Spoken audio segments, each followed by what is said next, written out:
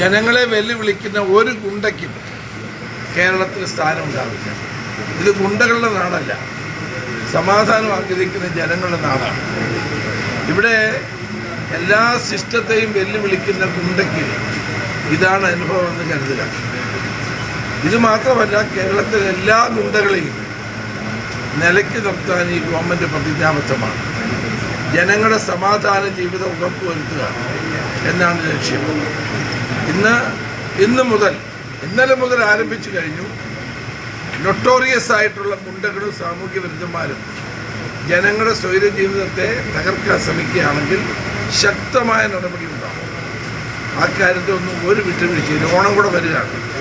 ഈ ഓണക്കാലത്ത് ജനജീവിതത്തെ അപകടത്തിലാക്കാമെന്ന് ഒരു ഗുണ്ടയും കരുതണ്ട.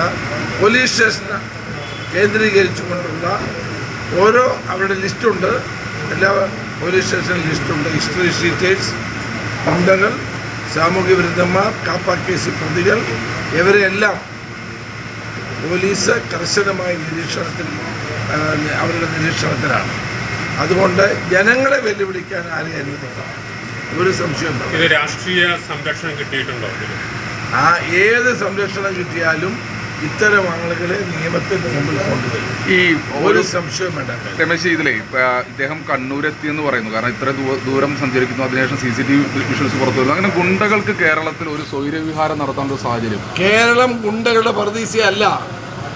സമാധാനം ആഗ്രഹിക്കുന്ന ജനങ്ങൾ ജീവിക്കുന്ന നാടാണ്. കുറേ ആളുകൾ ഇറങ്ങി മനഃപൂർവ്വമായി കുഴപ്പമുണ്ടാക്കാൻ നോക്കുകയാണ്. അവരാരായാലും ശരി. ഇപ്പോൾ അവരുടെ കൈകളിൽ വിലങ്ങ് വീഴുമെന്ന് തെളിഞ്ഞല്ലോ. 2-3 ദിവസമായിട്ട് എന്തോ ഒരു വെല്ലുവിളിയായിരുന്നു. അപ്പോൾ ഇതൊന്നും ആരും നിയമത്തിന് അതീതരല്ല. നിയമം എല്ലാവർക്കും ഒരുപോലെയാണ്. അതുകൊണ്ട് നിയമത്തെ വെല്ലുവിളിക്കാൻ ആരെയും ഈ സംസ്ഥാനത്ത് അനുവദിക്കുന്ന പ്രശ്നമില്ല. അക്കാര്യത്തിൽ ഒരു സംശയവും വേണ്ട. ഒരു രാഷ്ട്രീയ സംരക്ഷണവും അതിനകത്ത് പ്രശ്നവും വരും. രമേശ്, നമ്മുടെ കൊച്ചിയിലാണെങ്കിലും തിരുവനന്തപുരത്താണെങ്കിലും വലിയ ഗുണ്ടാ സംഘങ്ങൾ, കൊട്ടേഷൻ സംഘങ്ങളൊക്കെ വളരെ സജീവമാണ്. ഒരു സമാന്തര സംവിധാനമായി സംസ്ഥാനത്ത് പ്രവർത്തിക്കുന്നു. ചില കാര്യങ്ങളുടെ നിയന്ത്രണം ഏറ്റെടുക്കുന്നു. ഏതായാലും ഞങ്ങൾ വന്നിട്ട് 2 മാസമായിട്ടു. ഞങ്ങളാരും അവരെ വളർത്തില്ല.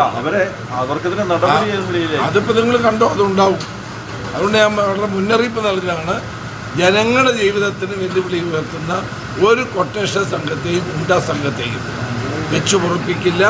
അവരെ നിയമത്തിന് മുമ്പിൽ കൊണ്ടുവരും. രമേശ്, ഒരു കാര്യം കൂടി, ഈ വന്ദേ മാതരം പൂർണ്ണമായിട്ട് പാടാൻ വേണ്ടിയിട്ടുള്ള ഈ അർജുൻ ആയങ്കിക്ക് CPM-ന്റെ സംരക്ഷണം ഒളിവിൽ താമസിക്കുക, അത് അന്വേഷിക്കുന്നു.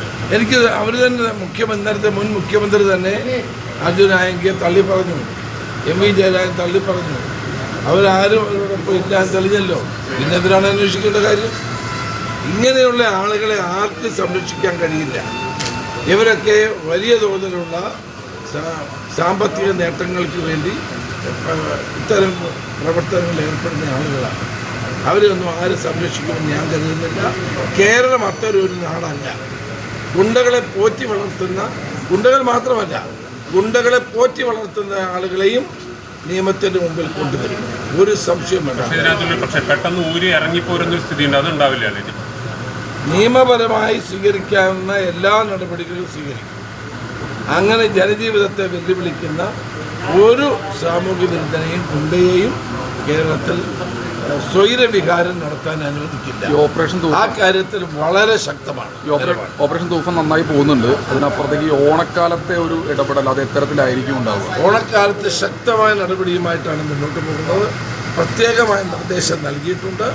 സാമൂഹ്യ വിരുദ്ധന്മാർ, ഗുണ്ടകൾ, ഗ്യാങ്ങുകൾ, അതോടൊപ്പം തന്നെ മയക്കുമരുന്ന് മാഫിയകൾ, അവരെ കർശനമായി നിരീക്ഷിക്കാനും നടപടി സ്വീകരിക്കാനും നിർദ്ദേശം നൽകി. ഇനി ഞാൻ നേരത്തെ ചോദിച്ച കാര്യത്തിലേക്ക് വന്ദേ മാതരം